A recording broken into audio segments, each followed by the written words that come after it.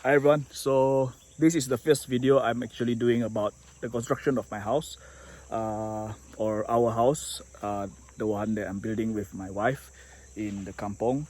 So I've actually written about this in my blog and shared about it on some of my social media, so you technically, if you follow me, then you know a bit about this house. So it has been more than almost 90 days, almost 4 months I think, because the contractor actually decided to take about a week or a month of leave. So this is the house under construction right now. This thing, the retaining wall, is actually built because the house is on higher land, and actually this land is hard land. It's a hill, but because it's lower than the road, so my brother-in-law decided to fill it up, and that's how we ended up having a house that is requiring a retaining wall.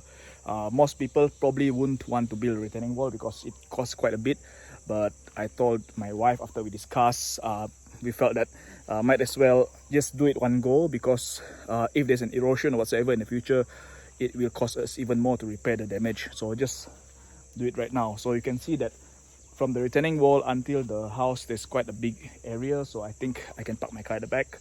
I'm a fan of parking cars behind the house actually.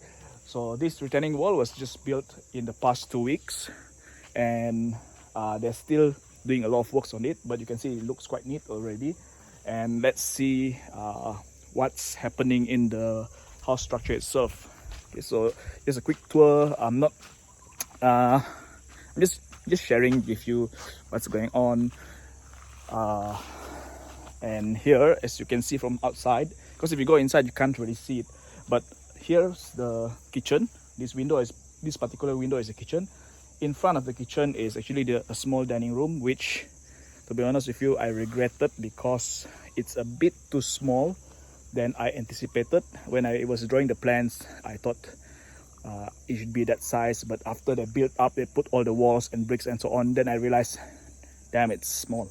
But there's nothing I can do because the house measurement has already been set, and the pillars have been also been brought up, so I can't change that much as I would want to. So in front of the dining hall, or the dining room, is actually the sitting room, which is about 15 times 12 if I'm not mistaken. So it's not exactly that big.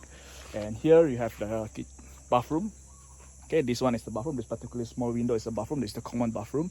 And here, this window is actually the window to the office. Okay, because I figured that this house will be my retirement house, and I think that when I retire, I would like to have some work at home in the office. So I insisted that I must have an office. So that particular window there, that small window, is actually the master bedroom window. So let's just go in and see. Okay, as you can see here, okay, it goes in straight to the front. So this is actually the hallway, and this hallway is actually not that long.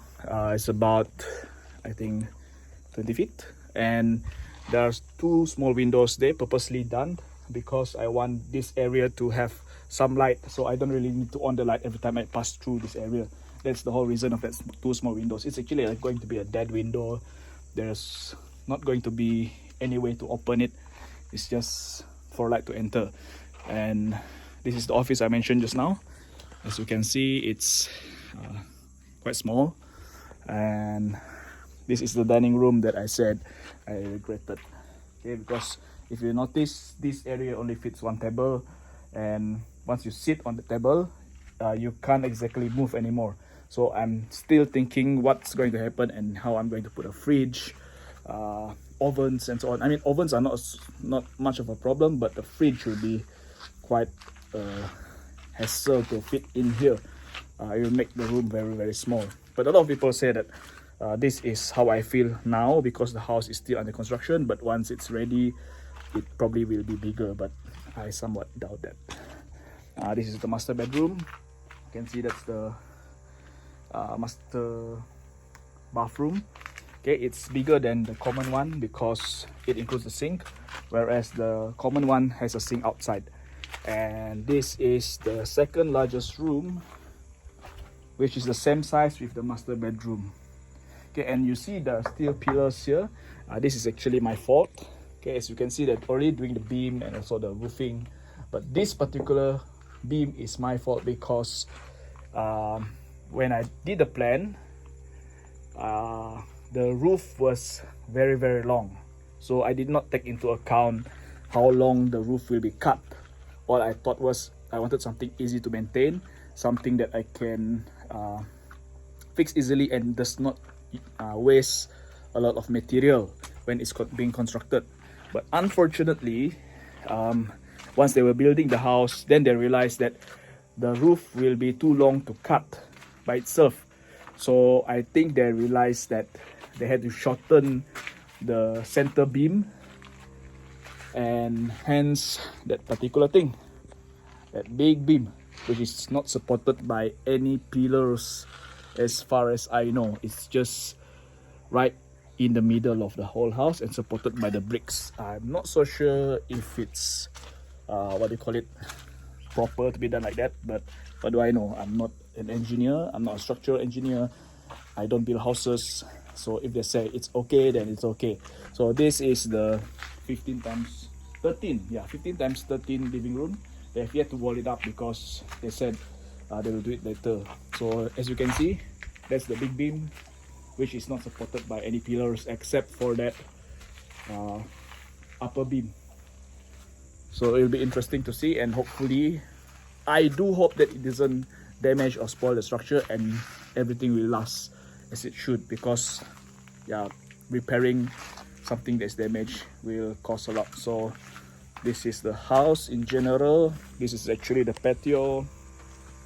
Okay, it's just a small patio for me to relax in the evenings, and the house can be seen from here. Yeah. Okay. So it's not exactly a big house, but it's what we can afford.